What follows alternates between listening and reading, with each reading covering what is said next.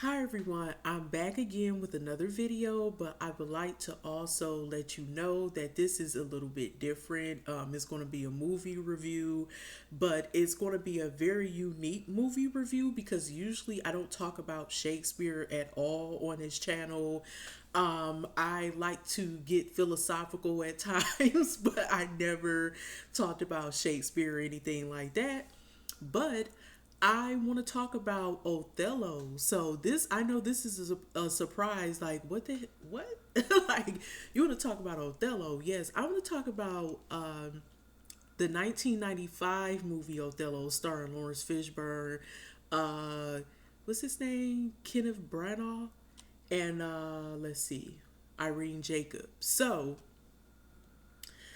I would like to say first and foremost, if you are familiar with Shakespeare's work, you would know that Othello is a tragedy and it's about a Moorish commander, and he's well respected. He's actually, well, a Venetian general, but I thought he was a commander. Well, yeah, so pretty much he's a black man, or back then they would say a Moor or Moorish or blackamoor general in Venice, or in he's viewed as being a Venetian general, and he has a friend named Iago. I guess you would say that was his friend, to be honest, but honestly, I don't believe he was. He was a hater in disguise. Um, and you have Desdemona, who is the lover of Othello.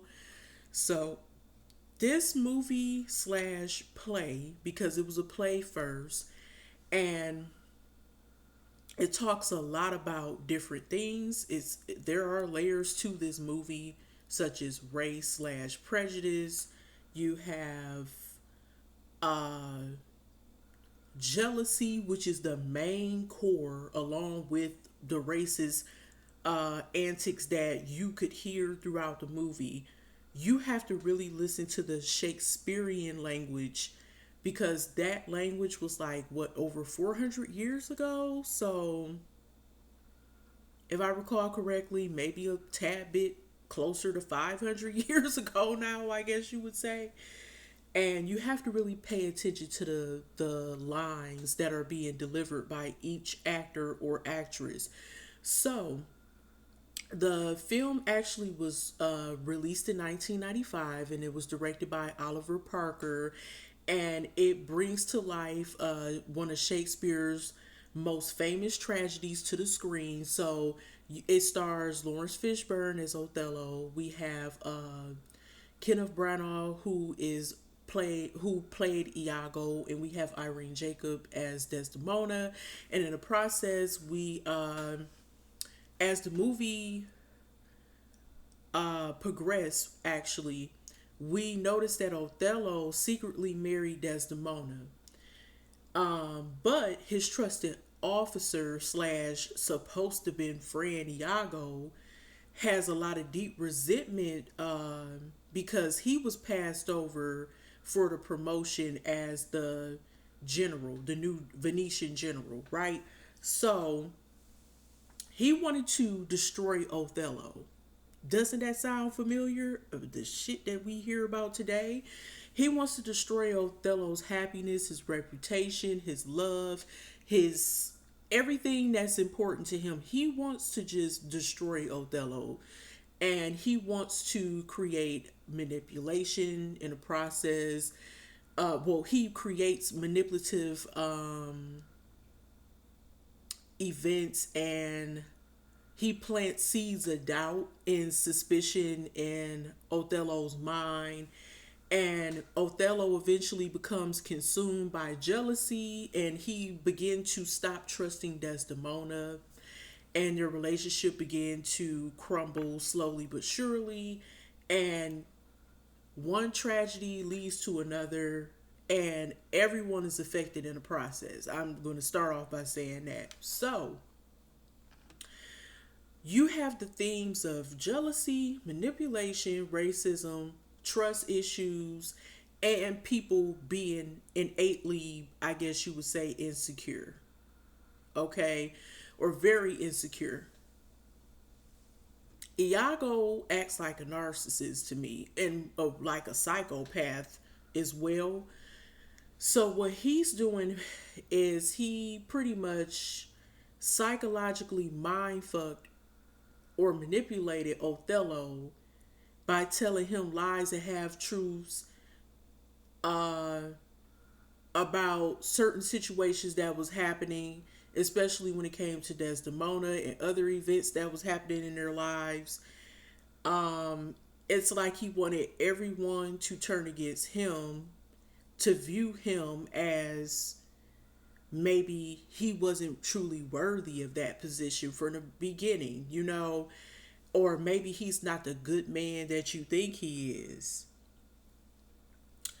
Um,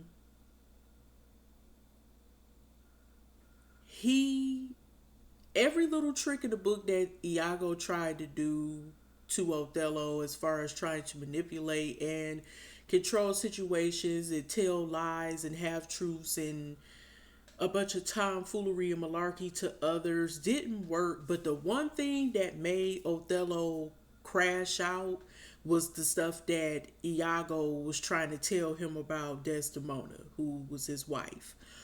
Um, that erosion of trust basically caused some very unsettling things to occur. And I would like to say that actually Lawrence Fishburne, he killed it. He nailed this part because it takes a lot of effort, time, ambition, and patience to study Shakespeare. And also, my hats go off to Irene Jacob and Kenneth Branagh because Shakespeare plays are not simple to dissect because number one, we wasn't born in that era. None of them were. None of us were. So when you think of the language and the different terminology and phrases they were using, some of that stuff is like archaic now, but it's still relatable, which is interesting, an interesting balance. But okay, let's get to it.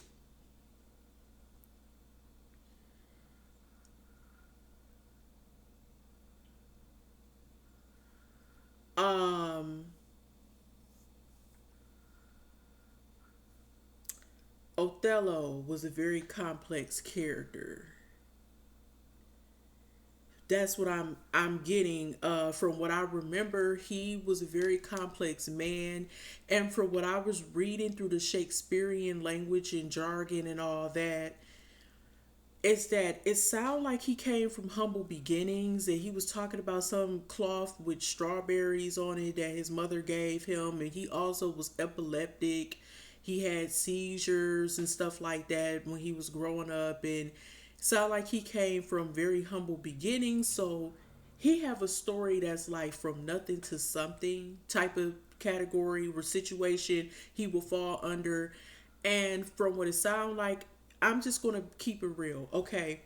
His story remind me of a lot of black men who became successful, and they may have came from humble beginnings, came from the hood, or came from somewhere that was very uh like either like impoverished or life was tough. They came from the wrong side of the tracks, or however you want to put it, but they turned their negative into a positive. Okay. And in the midst of things, let's just keep it real. A lot of black men, when they become successful, not all, but a lot of black men in the industry, it kind of remind me of this story. We know it. Let's not sugarcoat. These successful black men tend to gravitate to women who are outside of their race. And the reason why I believe that's the case is because they may have grown up around mostly black people, obviously, in a lot of cases, a lot of African Americans slash black people, however you want to put it, in this country. We tend to date a lot of people within our race because in a community that's what was around. We date our own people. We have the gravitational pull towards our own, people to date a lot of times back, especially not saying back in the day, but it seemed like people are more open to dating interracially. And they were doing it then, like for people been dating outside their race. That's not a problem. I'm not knocking that, but I'm just making a point. If a man has more options or a person has more options, they may tend to go to someone outside their race if they had never had that opportunity to date someone outside their race. Especially if they didn't have the means or whatever to travel or meet different people or whatever, or they just may have grown up thinking, okay, everybody else I know, or most of the people I know date within their race, whatever, I guess I'll do the same. But then their thought process could change after you've become more well traveled and you meet new people. You may be more open to different things. And some people stop caring about the color line or whatever, or however you want to put, not color line, but the color, whatever.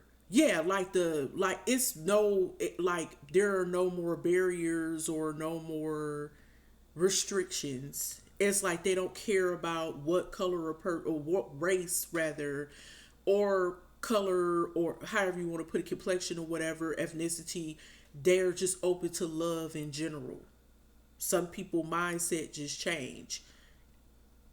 I mean, it happens every day. Okay, I'm not knocking who anybody fall in love with. I'm just making a point here. Um, so that was a big thing. That's why I kind of harped on that a little bit, because that was a big issue in Othello. They talked about this man. They talked about his features, and if you read the lines up in the play and compare it to what you see on screen, you'll know what I'm talking about. Okay? So, with that being said,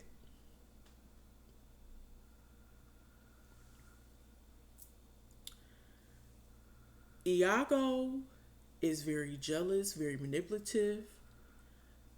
He can also be malicious, but he could also be charming and intelligent. He's a whole psychopath slash narcissist, however you want to put it. But those are the vibes he gave me. Othello is a very strong, intelligent man. It sounds like he came from a difficult background. It sounds like he went through a lot to get where he was, and he put in the work, regardless of whatever his skin complexion and or race was. It didn't matter. He was fit for the job. And honestly, I will just keep it real with you. I think Iago felt like Othello didn't deserve the job because he was black. And I mean, some people just think fucked up like that. Let's just keep it real and not sugarcoat, okay? So, as the movie progresses, you will see all of, like, a lot of things play out that just, to me, it was done very immaturely by Iago.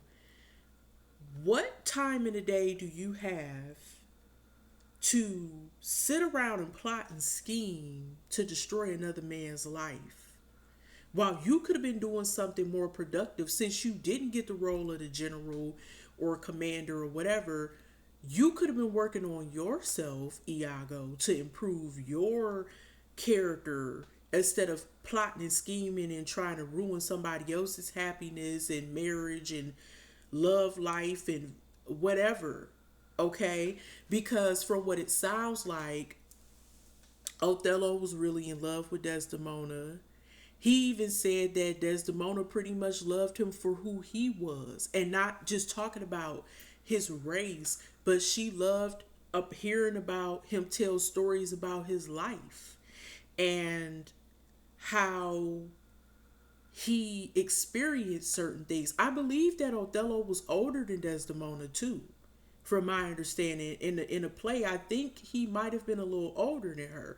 I could be wrong, but he loved how the way she loved him, regardless of race, regardless of where he came from, where she came from.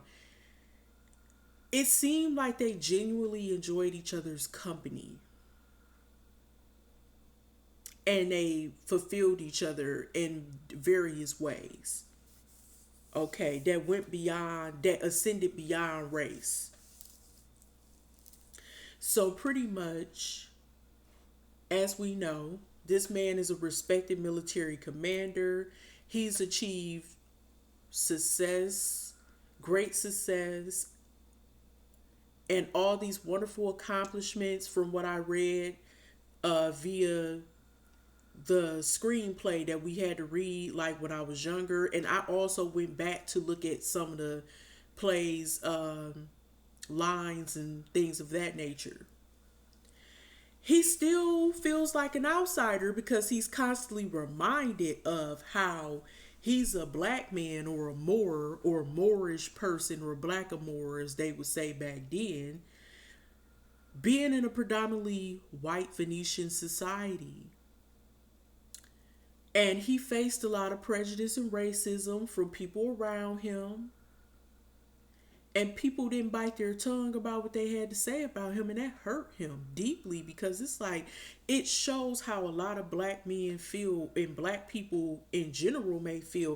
It doesn't matter how hard I work, how much I try to fit in or to make my way in this society, I still get treated like I'm at the bottom of the totem pole. And that's how a lot of black people feel, especially when they feel like they're being rejected or they're not accepted in certain spaces.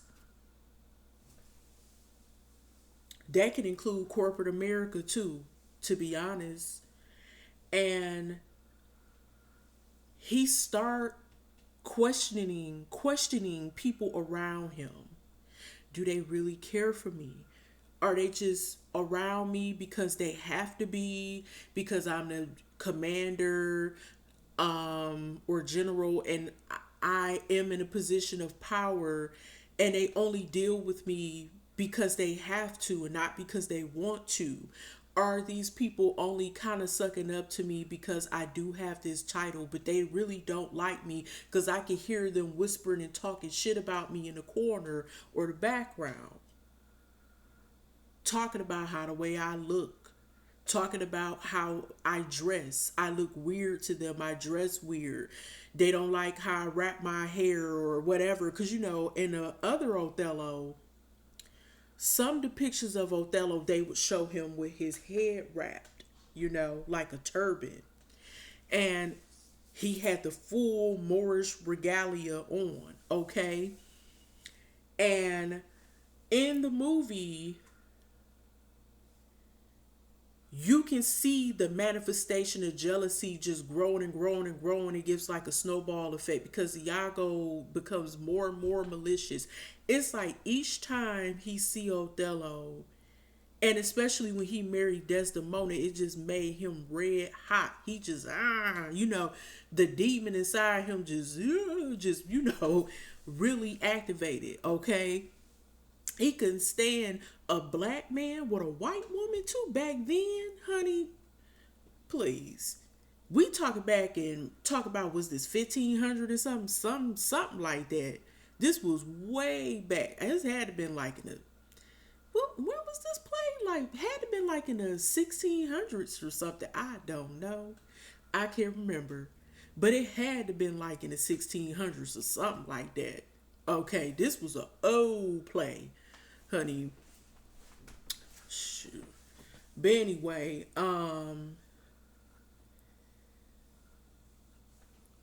as Shakespeare says, jealousy is the green-eyed monster. And Iago delivers this famous warning: "Oh, beware, my lord, of jealousy. It is the green-eyed monster which doth mock the meat it feeds on." Or which doth mock the meat it feeds on. Whatever. That's some old school English, right? What's fascinating is that Iago pretends to warn Othello about jealousy. Meanwhile, he's the one secretly creating it.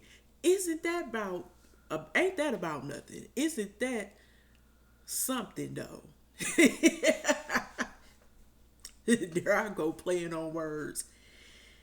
He planted these seeds of doubt in Othello's mind to manipulate him because he want to see him lose it. He want to see him spiral out of control. He want to see him lose it all because he felt like this black man took everything from him, including a white woman that he secretly seemed like he was in love with. Or was he really in love? Was Iago really secretly in love with Desdemona? Or the fact he just hated that Othello had a white woman that he probably didn't have a chance in hell being with anyway. Okay? Let's keep it real. Iago tells these lies about her being unfaithful to Othello. Okay? And Othello, sadly but surely, end up falling for it. Falling for the lies. And we already know what happened to Desdemona in the end. Othello basically deleted or unalived Desdemona, okay? That's why it's a tragedy. I forgot who else got unalived in the play, but and plus it's been a while since I seen this, but it's messed up, okay? Othello had enemies. It reminded me of Drake. I got enemies. I got enemies. Oh my God. Wasn't that him that said that? It's been a while, y'all. I can't remember.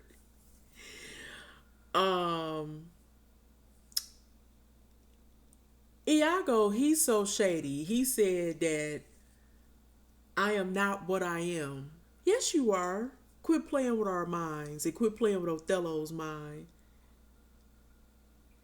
He pretends like he's so loyal and trusting and so happy and honest, just keeping it just all the way real and all the way just 100 with Othello. But at the end of the day, he was deceiving him the whole time. Everything that Iago said, he twisted reality to make it seem like it was the opposite just to get in Othello's head and make him lose his shit. He made him crash out over nothing. Very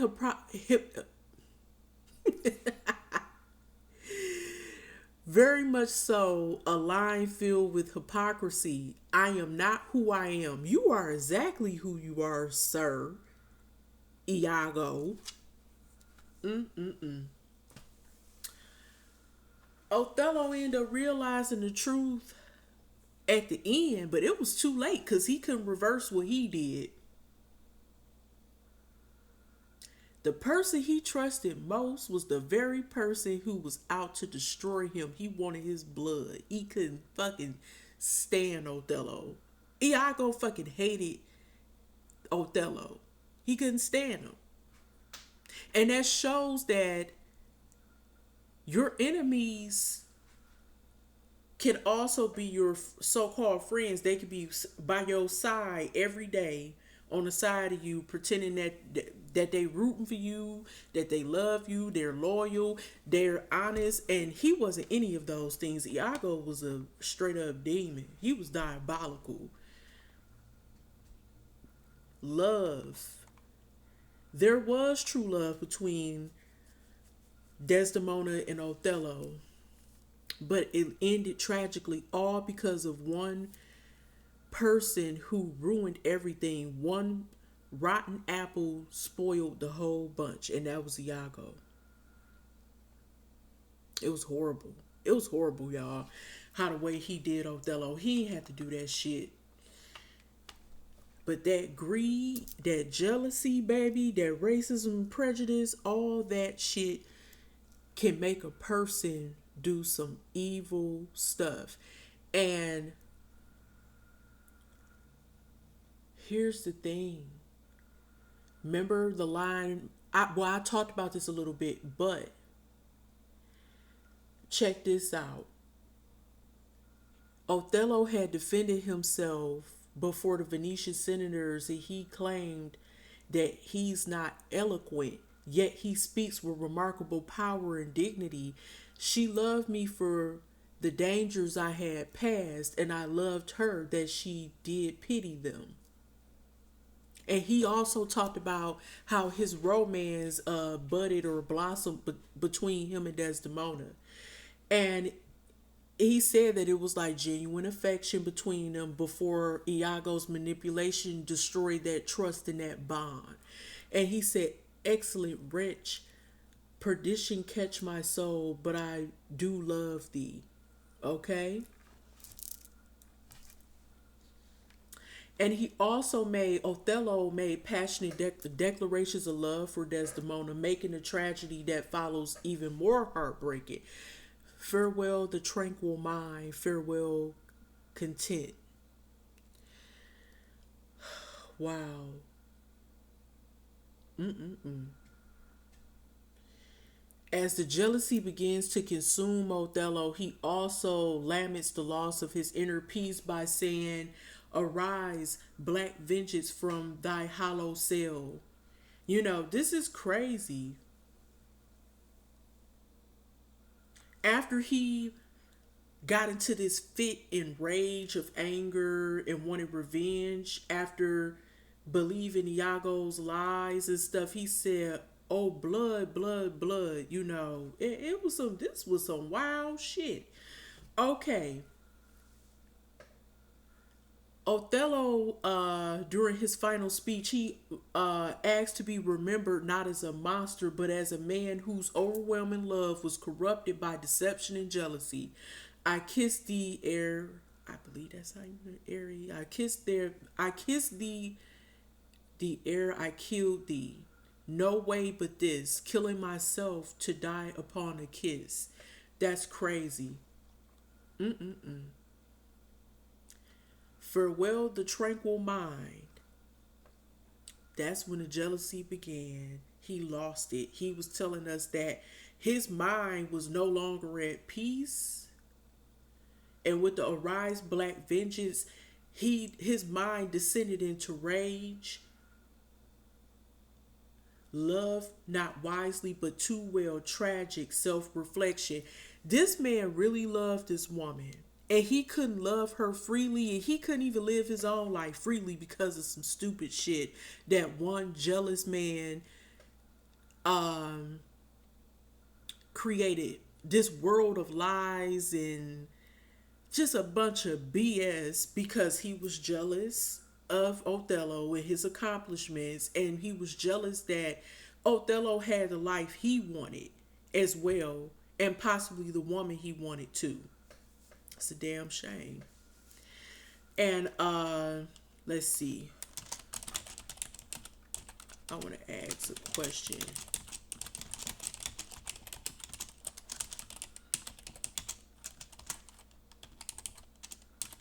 Yeah, because he basically said that I may not be the most, it sounded like he was saying too that he may have not been the most educated, but he learned a lot during his lifetime, and he made a way out of no way. Like I said, he came from humble beginnings. Sound like he had a rough life. And you know what? Is it me, y'all? But did it sound like he got sold into slavery or something? Like as a Moorish person, a younger person. I was like, did it sound like he was up for sale? And I don't know, y'all. And maybe that's how he ended up becoming moving to Europe and stuff, because that happened too a lot. So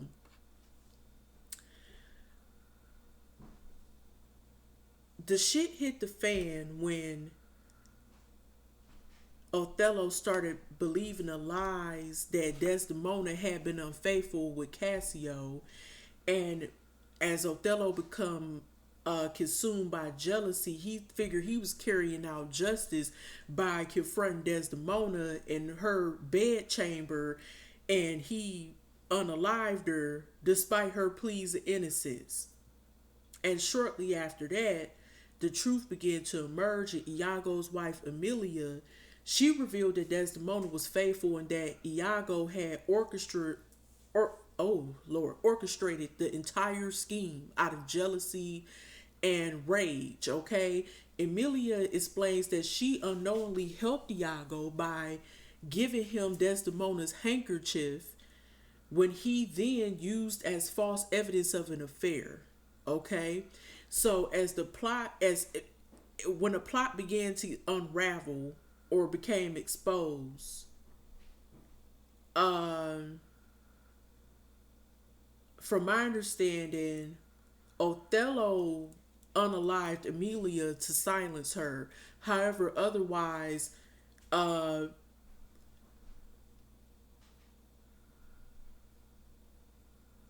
from my understanding, let's see. Yeah, I think that was yeah. So basically she was unalived, and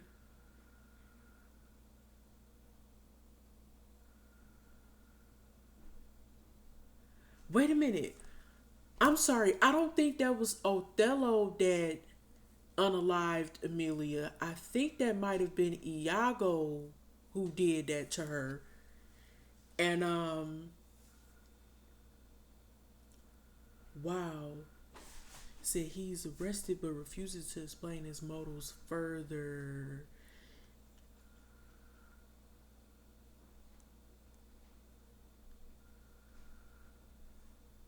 Wow.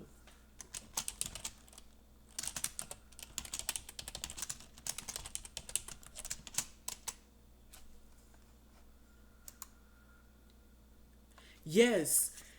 Iago did kill Emilia. That's what I thought. I was about to say he killed his or unalived his own wife.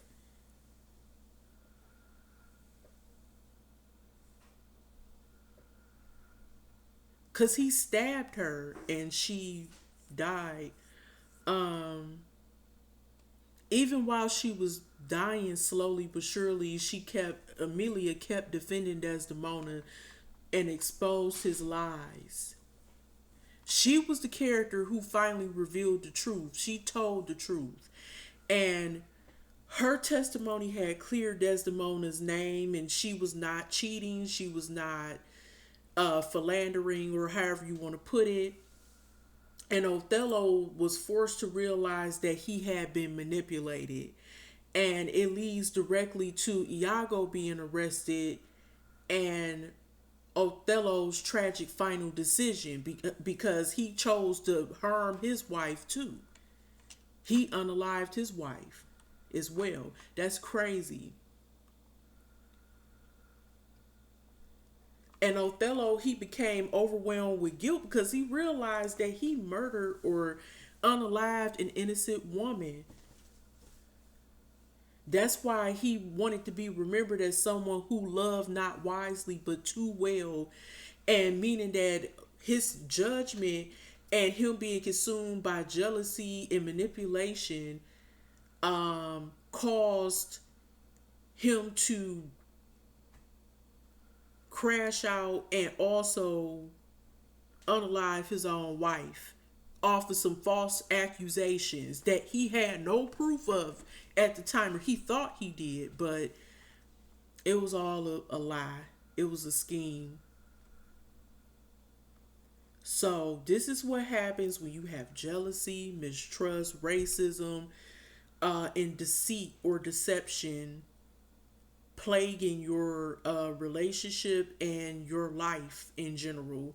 Especially, people fail to realize that Othello was already wounded from what it sounded like, because he already had been going through enough as a black man in Venice.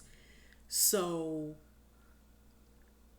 he had a lot on his plate already. But when it seemed like his life was becoming more complete by marrying Desdemona, really that's when shit hit the fan. It seemed like when he got promoted to commander or general and he married Desdemona, that's when stuff really intensified to me. But whew, that was a lot. Y'all, I'm getting pissed off. Anyway, thank you so much for tuning into this movie review, which is Othello 1995. I hope y'all enjoyed it. It was a lot to be covered. Actually, I could have went deeper than this, but it's straight to the point, in my opinion. And as you see, innocent people lost their lives in the process. Desdemona and Emilia. And also Cassio got played too because by Iago, because he was being lied on too. You know what I'm saying? So anyway, he was kind of like, I wouldn't say a pawn, but kind of in the situation Cassio was. But anyway, thanks y'all. Have a beautiful rest of y'all night. Again, it's High Priestess Chana. Peace. And leave some comments if y'all feel like it. I know y'all probably gonna say something about this one. It's all good. Peace.